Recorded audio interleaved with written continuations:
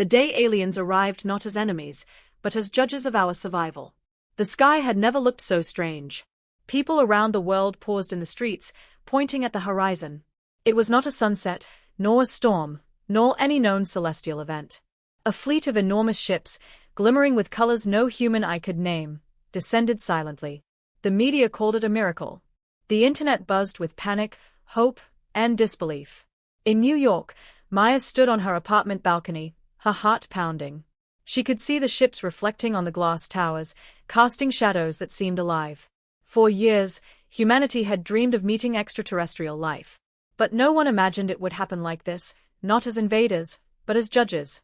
The first message arrived not through words, but images and emotions projected directly into the minds of every living being.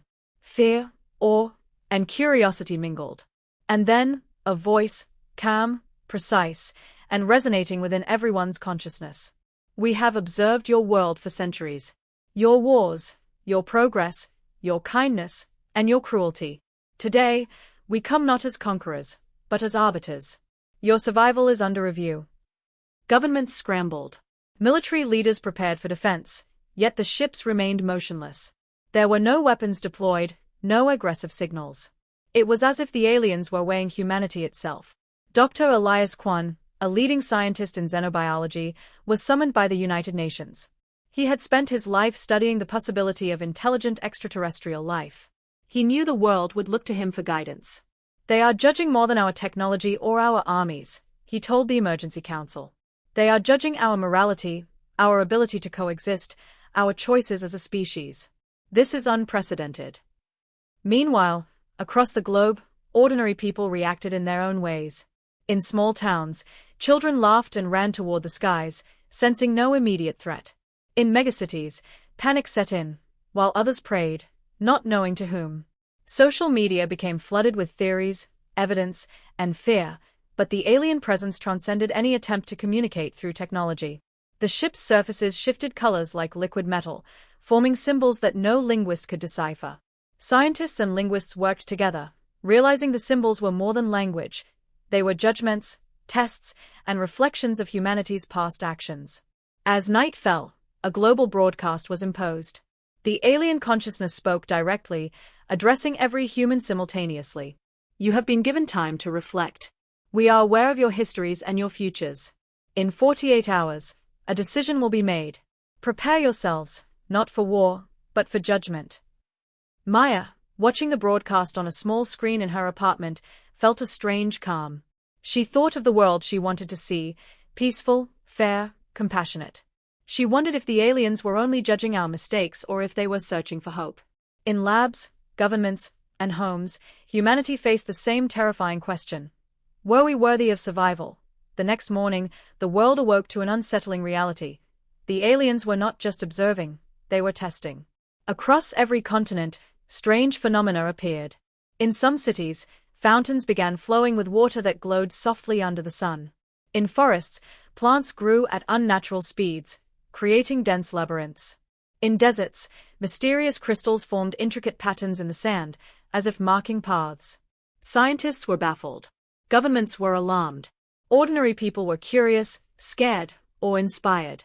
The aliens did not speak, yet their presence was undeniable. Every action humanity took seemed to ripple through the consciousness of the observers above. Dr. Elias Kwan and his team discovered that the patterns, lights, and phenomena were more than natural anomalies. They were tests. Each event posed a moral or ethical challenge. For example, in Paris, a glowing bridge appeared over the Seine River. People crossing it were given visions of suffering and joy from others' lives. How they reacted, their empathy, selfishness, or courage, was recorded in ways no human technology could measure. They are measuring humanity's heart as much as its intellect, Elias explained to a room full of world leaders and scientists. Every choice we make now is observed and evaluated. Not as individuals alone, but as a species. Meanwhile, across the world, ordinary citizens face challenges in smaller but no less significant ways. In rural India, farmers discovered seeds that could grow crops instantly, but only if shared with neighbors. In Tokyo, people were presented with visions of catastrophic accidents, and only those who acted selflessly could prevent harm in the visions. Maya, drawn into the events in her city, witnessed a young boy trapped under debris during a sudden structural collapse. She rushed to help, ignoring the fear in her chest. As she pulled him free, a soft hum resonated in her mind, a sensation of acknowledgement from the alien consciousness. News outlets called it the test of humanity, but no one truly understood its scale. Entire populations were participating, unaware that every action, every choice, was a thread in a vast evaluation. In Washington, D.C., governments tried to manipulate the situation. Some leaders attempted to orchestrate public reactions for propaganda, while others worked to coordinate global cooperation. Yet the aliens seemed to see through every strategy. The tests were not about cleverness or power, they were about character. They are not judging our weapons, our wealth, or our technology, Elias said during an emergency global broadcast. They are judging how we treat one another, how we value life, how we respond when no one is watching. As the sun set, the world realized that the 48-hour countdown was not just a warning, it was a framework. Humanity had been given limited time to reveal its true nature. Panic rose in some regions, courage in others. Families, strangers, entire communities were forced to make choices that would define the fate of the species. In the skies above, the alien ships remained calm, their surfaces shifting slowly like liquid mirrors. Inside, Elias and his team began to notice patterns in the phenomena. Certain choices triggered waves of glowing energy across the globe. It became clear, humanity's collective decisions were shaping the environment itself. Maya, standing on the balcony once more, felt a strange connection to people around the world. Though separated by thousands of miles, they were all part of the same test. And in that realization, a spark of hope ignited within her. We may not be perfect, she whispered to herself, but maybe we can show them we are worth saving. The world had changed overnight. Streets that once bustled with ordinary life were now scenes of moral experiments. The alien presence was no longer a distant marvel, it was immediate, invasive, and undeniable. Every decision, every action, seemed magnified. Humanity was living in a vast, unspoken courtroom, and the stakes were survival itself. In London, a massive flood threatened to sweep away entire neighborhoods. People watched as the waters rose, and suddenly, visions appeared in their minds. They could save themselves, or they could save others first. Panic and selfishness surged in some hearts, while courage and sacrifice blossomed in others. Those who acted selflessly were bathed in a strange, warm glow, an unspoken sign that the aliens were aware. Meanwhile, in Nairobi, a famine-stricken village was presented with an abundance of food, but only enough if they shared it with nearby communities. Those who hoarded it for themselves found the provisions mysteriously vanish. Those who shared saw the bounty increase, and the villagers began to understand that the tests were not just about morality, they were about unity. Dr. Elias Kwan, working tirelessly alongside his team, tried to make sense of it all. They studied the alien symbols, the energy waves, the patterns in human behavior. It became evident that the aliens were testing not just individual morality, but collective consciousness. Humanity's survival depended on its ability to act as one species, not as divided nations or isolated individuals. We are being judged not for what we know, Elias said to a conference of global leaders, but for what we do when we have the chance to be better. Cooperation, compassion, honesty, these are the measures. Maya, traveling across the city to help wherever she could, realized that the world had become a series of interconnected choices. Every act of kindness seemed to ripple outward, influencing other people's actions. Strangers worked together instinctively, forming chains of aid and rescue in ways that felt almost instinctive. Yet not all choices were easy. In Rio de Janeiro, a young doctor faced a terrifying decision: save a famous political leader whose decisions had caused suffering, or a group of innocent children caught in a collapsing building. The doctor hesitated, heart pounding. As she made her choice, the alien consciousness seemed to respond, not with judgment, but with expectation. Humanity was learning that survival required hard moral courage, not just instinctual good deeds. Across oceans and continents, similar dilemmas unfolded. Small towns, large cities, and remote villages alike became crucibles of conscience. And all the while, the alien ships hovered silently, vast and inscrutable, reflecting the collective human spirit like a mirror. At the United Nations, leaders convened virtually, realizing that old rivalries were pointless under the alien gaze. They began coordinating rescue efforts, sharing resources, and collaborating in ways never imagined. Humanity was being forced to rise above politics, fear, and self-interest. As the 48-hour deadline approached, the world felt both terrified and oddly united. For the first time in history, people looked beyond themselves, beyond their nations, and beyond their differences. In the quiet moments, between fear and action, humanity began to glimpse the qualities that might save them. Maya, exhausted but determined, stood on the edge of a rooftop, watching as countless acts of courage unfolded below. She whispered into the night air, hoping the aliens could hear. "We may not be perfect, but we are trying. We are learning. We can be better." Above, the alien ships shimmered. Slowly, a new pattern emerged on their surfaces, a complex, flowing design that seemed almost alive. It was as if the aliens were acknowledging humanity's efforts, recording the struggles, the triumphs, and the growth. The final judgment was drawing near, and the fate of the human race hung on the choices of every single soul. The world held its breath. The 48-hour mark was approaching, and humanity's actions had become more desperate, more meaningful. People no longer acted for recognition or reward. They acted because the very survival of the species seemed to demand it. Natural disasters intensified in some regions as part of the tests. Earthquakes shook cities, storms battered coastlines, and wildfires spread across forests. But unlike ordinary disasters, these events seemed synchronized with moral trials. In one city, people could only escape flooding by helping others first. In another, a collapsed bridge offered passage only as strangers formed a chain to save the trapped. Dr. Elias Kwan watched the data pouring in from satellites and field teams. Patterns emerged. Every act of cooperation, empathy, and selflessness created visible energy pulses, ripples of light spreading across the globe. Selfishness, deceit, or violence caused those pulses to fade. The aliens were watching every reaction, every hesitation, every choice. "They are testing the soul of humanity," Elias told a global press conference, his voice calm but urgent. "Not just our technology, our armies, or our knowledge, but our character. Our willingness to care for one another." Maya found herself in the middle of a crowded city square where chaos had erupted. Fires burned, people screamed, and panic threatened to take over. She spotted a small child trapped beneath debris. Around her, others hesitated, paralyzed by fear. But Maya acted. She lifted the rubble with all her strength, pulling the child free, then directed others to help carry the injured to safety. Across the world, similar stories unfolded. Doctors, teachers, farmers, students, and strangers performed acts of courage that defied fear. Small acts of kindness spread like wildfire, influencing others to act. Entire communities became beacons of hope and cooperation, showing the aliens the potential of humanity at its best. Yet, not all acts were noble. In some places, fear overcame compassion. People hoarded resources, ignored those in need, or acted violently.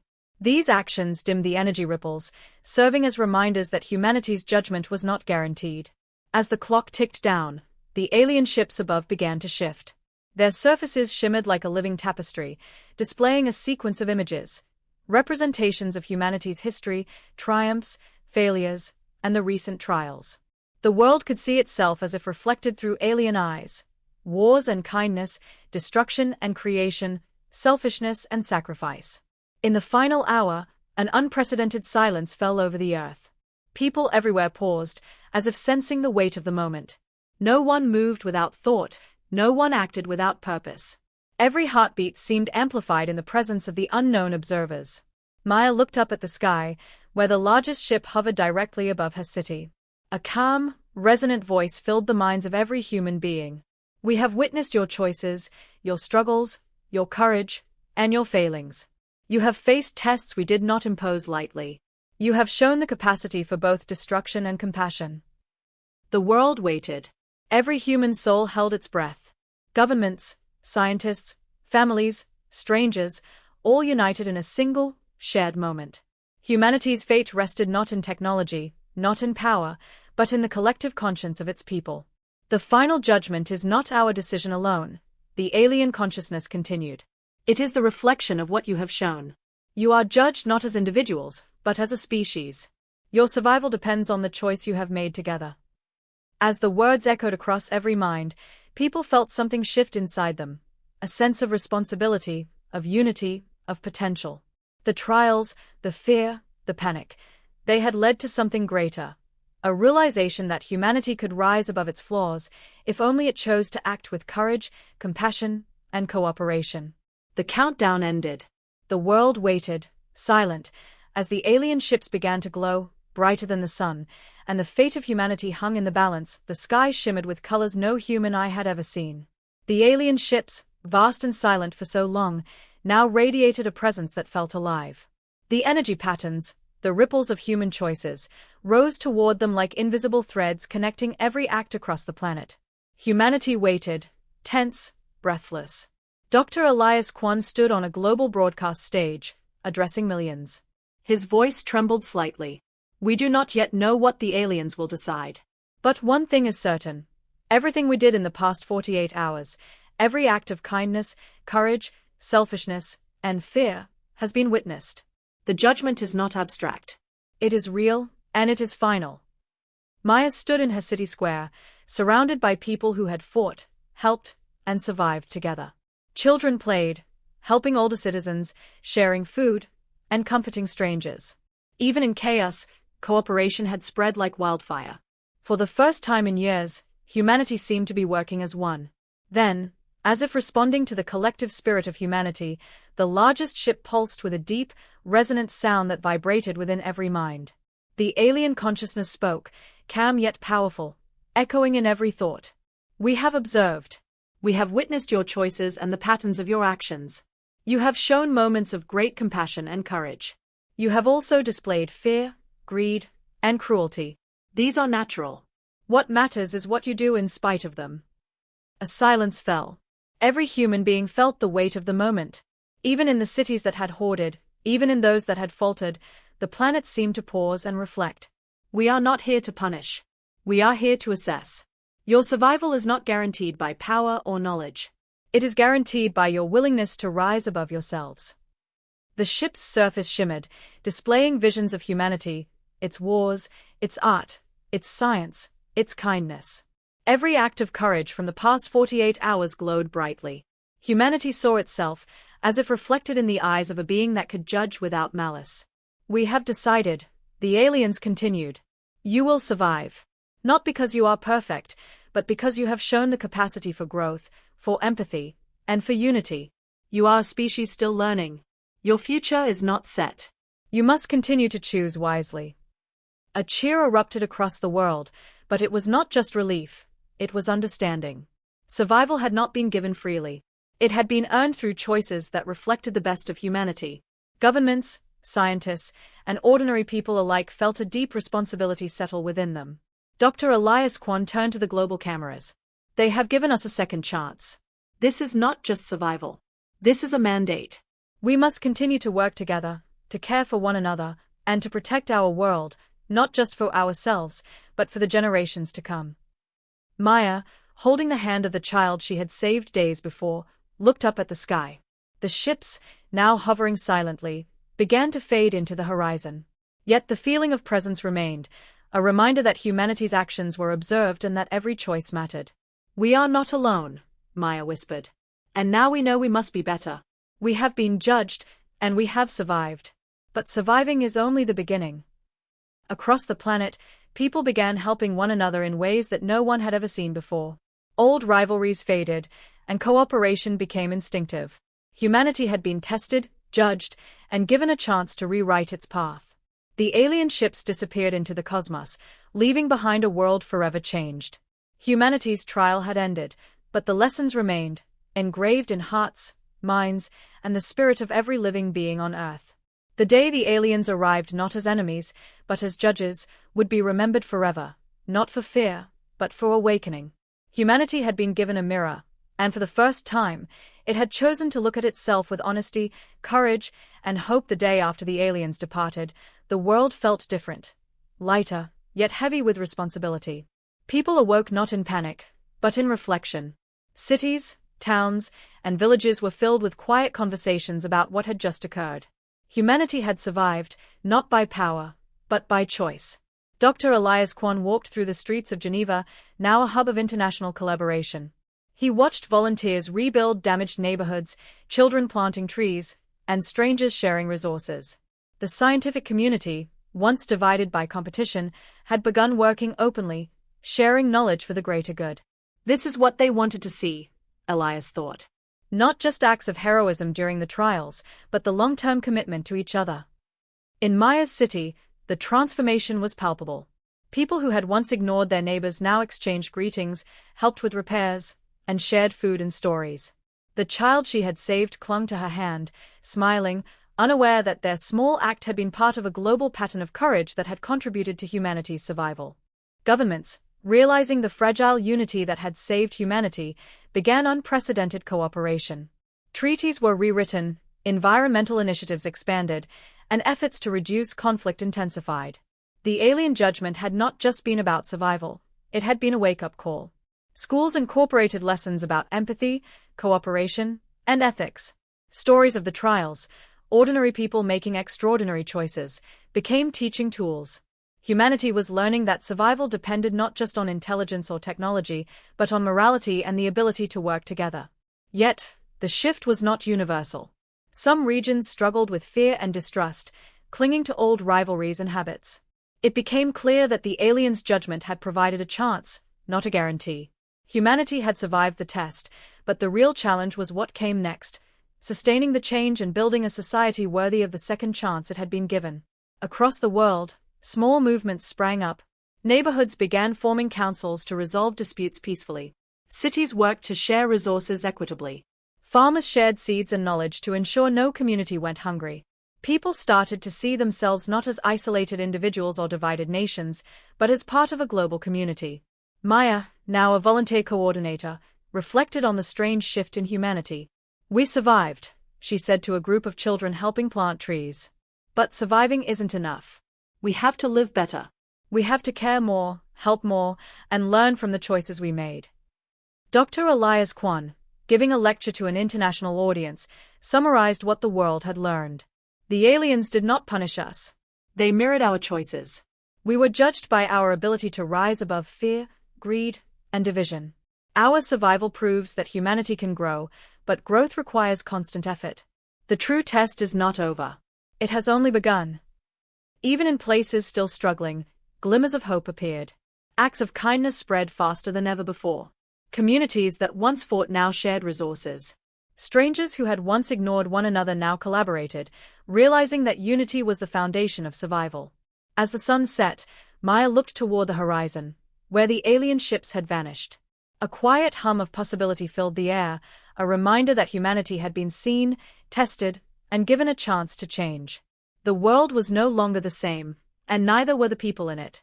The day of judgment had ended, but its echoes would shape the planet for generations. Humanity had survived not through strength or cunning, but through compassion, courage, and choice. And in that survival, a new era had begun. A chance to live with awareness, unity, and hope. Months had passed since the alien judgment, yet the world still felt the reverberations of that extraordinary event. Humanity had survived, but survival was no longer a simple matter of existing. It now meant striving to live with intention, compassion, and unity. In Maya's city, she continued her work coordinating community programs. Every day brought small victories. Abandoned lots turned into gardens, schools partnered with local hospitals to teach empathy and civic responsibility, and neighborhoods began holding regular meetings to resolve disputes peacefully. People were learning that cooperation was stronger than fear, and that small acts of kindness had far-reaching consequences. Maya often reflected on the moment she saved the child during the trials. It had seemed like a single act in a sea of chaos, but now she understood it had been part of something much larger, a collective effort of millions of individuals whose choices had shaped the judgment. Dr. Elias Kwan traveled the world, documenting the changes he witnessed. In Nairobi, he saw villages working together to irrigate parched lands. In Tokyo, children organized citywide cleanups without adult prompting. In Brazil, farmers collaborated to share harvests and prevent hunger. The alien judgment had sparked an awakening, reminding humanity that choices mattered, not just for survival, but for the flourishing of life itself. Yet, not all stories were simple or joyful. In some regions, people struggled to abandon old habits of mistrust and competition. Conflicts persisted, and resources were still unevenly distributed. But even in these areas, seeds of change were planted. Acts of courage and selflessness appeared unexpectedly, inspiring others to follow. Humanity was learning that transformation was a process, not an instant miracle. In a quiet moment, Maya wrote in her journal, "The aliens showed us a mirror. We survived because we chose better, even when it was hard. Now we must live better every day, not because we fear judgment, but because we see the value in caring for one another." Families shared stories of what they had experienced during the trials, passing lessons to younger generations. Children, who had faced visions of suffering and choices in the trials, grew up understanding empathy as instinct rather than instruction. A new culture of awareness and responsibility was forming, one that transcended borders and differences. Dr. Elias Kwan reflected on the alien message. They judged us not for perfection, but for the capacity to learn, to grow, to act with conscience. That lesson is ours to carry forward. Survival was a gift, living rightly is now the challenge. In cities, towns, and wilderness alike, humanity began to see itself as a network of choices and consequences. Small acts, a shared meal, a rescue, a word of encouragement, became symbols of connection, of unity. People no longer ignored the power of their actions. Every choice was recognized as a thread in the vast tapestry of life, a reflection of the potential the aliens had seen and rewarded. And though the alien ships had vanished into the cosmos, their presence lingered in every heartbeat, every decision, every act of courage or compassion. Humanity had survived the judgment, but the real test, the test of sustaining change, of building a world worthy of the second chance, was only beginning. Maya stood at the edge of a park, watching children run and play under a sky that felt infinitely vast and filled with possibility. She smiled, knowing that humanity had glimpsed what it could become. The aliens had left, but their lessons endured: courage, empathy, cooperation, and the understanding that every choice mattered. The day of judgment was over, but its echoes would shape generations.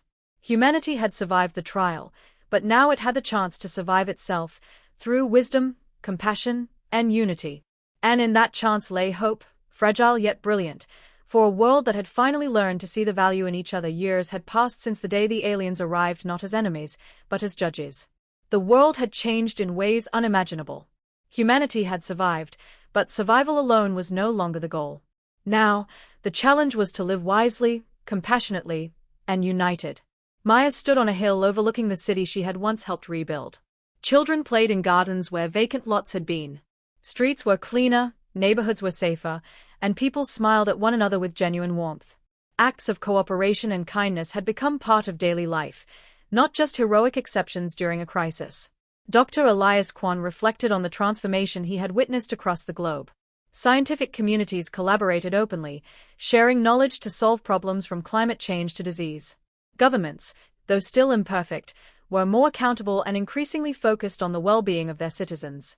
Humanity had begun to understand that choices mattered, not just for survival, but for the flourishing of life itself.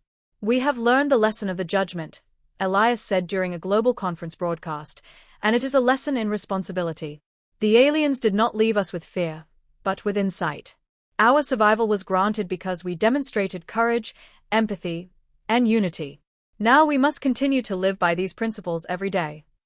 In small towns and villages, communities celebrated their newfound understanding of interdependence. Sharing, cooperation, and mutual aid became commonplace. Families taught children the stories of the trials, not as legends of fear, but as lessons in the power of choices. Even in regions still struggling with conflict, the memory of the judgment inspired change. Acts of bravery, selflessness, and cooperation spread, inspiring others to follow. Humanity had learned that survival was not guaranteed, but it could be earned through continuous effort and moral courage. Maya looked at the sky, imagining the alien ships somewhere far away, watching, listening, and perhaps remembering the moment they had seen the potential of humanity. She whispered a promise into the wind. "We will not waste this chance. We will live better, care more, and rise above our faults. We will honor what you saw in us." Across the planet, millions of similar vows echoed quietly. The day of judgment had ended, but its lessons had taken root. Humanity had survived the test of the aliens, not because it was perfect, but because it had chosen to be better than its worst instincts. The sun rose over a world forever changed. People worked together, not because they were forced, but because they had realized that unity, empathy, and courage were the keys to life itself. The memory of the alien judgment lingered as a guiding light, reminding humanity that every choice mattered and that the path to survival and growth was a shared journey. And so, humanity stepped into a new dawn. One filled with hope, responsibility, and the knowledge that it had been seen, tested, and given a second chance. The day the aliens arrived not as enemies, but as judges, had ended. But the story of humanity's rise, resilience, and unity had only just begun.